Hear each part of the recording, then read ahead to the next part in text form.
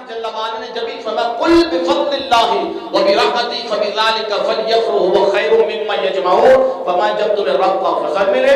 اور فرمایا جب رب کی رحمت ملے تو فرمایا پھر سارے لوگ جمع ہو کر اس رحمت کا اور اس فضل کا خوب چرچا کیا کرو۔ اللہ کے محترم، میں آپ سے پوچھنا چاہتا ہوں، قرآن کریم کی اس آیت کریمہ کو آپ پڑھیے، قل بفضل اللہ وبرحمتہ فبذلک فلیفرحوا هو خیر مما یجمعون کو پڑھیے، واما بنعمت ربک فحدث کو پڑھیے، اللہ وذکرہم بایام اللہ کو پڑھیے۔ میں آپ سے پوچھنا چاہتا ہوں، یہ تین آیت کریمہ سے میں آپ کے سامنے پڑھ رہا ہوں، اس میں اللہ رب العالمین رحمت کا ذکر بھی فرما رہا ہے، نعمت کا ذکر بھی فرما رہا ہے اور فضل کا ذکر بھی فرما رہا ہے۔ قیامت تک کے لیے تمام بد مذہبوں کو، بد دینوں کو، گمراہوں کو چیلنج ہے، مجھے بتا دو حضور فضل ہے یا نہیں، حضور رحمت ہے یا نہیں، حضور نعمت ہے یا نہیں۔ اگر تمہارے قلم میں اتنی جسارت ہے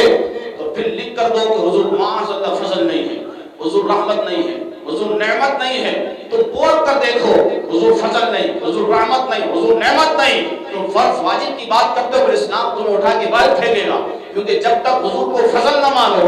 نعمت نہ مانو، رحمت نہ مانو، اسلام میں آتے نہیں۔ کیونکہ وما ارسلناک الا رحمۃ للعالمین، حضور رحمت ہے، حضور رب کا فضل ہے، حضور رب کی نعمت اعلیٰ ہے۔ فرمایا جب تک حضور نہ ہوں گے تو فرمایا وہ نعمت نہ ہوگی، وہ فضل نہ ہوگا، وہ رحمت نہ ہوگی۔ تو قرآن کریم فرقان حمید نے حضور کو فضل بھی کہا، حضور کو رحمت بھی کہا، حضور کو نعمت بھی کہا، اور قرآن کریم فرقان حمید ہمیں بیان فرما رہا ہے کہ جب رب کا فضل ملے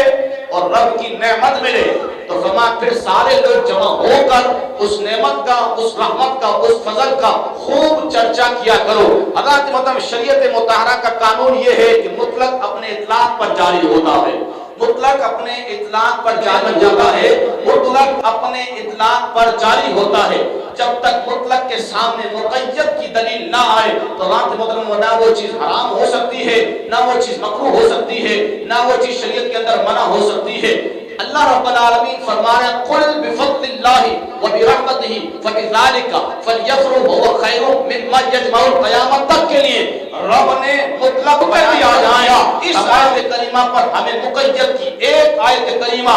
ایک حدیث پاک، 4 اماموں کا ایک قول، سائے ستہ میں ایک کمزور روایت دکھا دو جس میں آیا ہو کہ حضور نے منع فرمایا ہو، جس میں آیا ہو کہ قرآن نے حضور کا میلاد منانے کو منع فرمایا ہو، قرآن نے مطلق حکم جاری کر دیا کہ جب رب کا فضل مل جائے، نعمت مل جائے، رحمت مل جائے، قیامت تک کے لیے اعلان ہو گیا، پھر اس نعمت کا شکر ادا کرنا ہے، اس رحمت کا چرچا کرنا ہے۔ اب چرچا کیسے کرنا ہے؟ وَأَمَّا بِنِعْمَتِ رَبِّكَ فَحَدِّثْ، جب رب کی نعمت مل جائے تو چرچا کیا کرو۔ چرچے کے لیے بھی کوئی مقید قرآن کی آیت نہیں ہے، کوئی حدیث نہیں ہے، کوئی امام کا قول نہیں ہے، کسی صحابی کا قول نہیں ہے۔ میں نے کہا ہم آپ کی رائے نہیں لیں گے، ہم قرآن و حدیث کی رائے لیں گے۔ جب قرآن نے ہمیں حکم دے دیا کہ مطلق اپنے اطلاق پر جاری ہوتا ہے، مطلق کے لیے سب سے پہلے دلیل مقید کی ہونی چاہیے۔ رب نے یہاں پر مقید نہیں کیا کہ نعمت کا چرچا کس طریقے سے کرنا ہے، شریعت میں رہتے ہوئے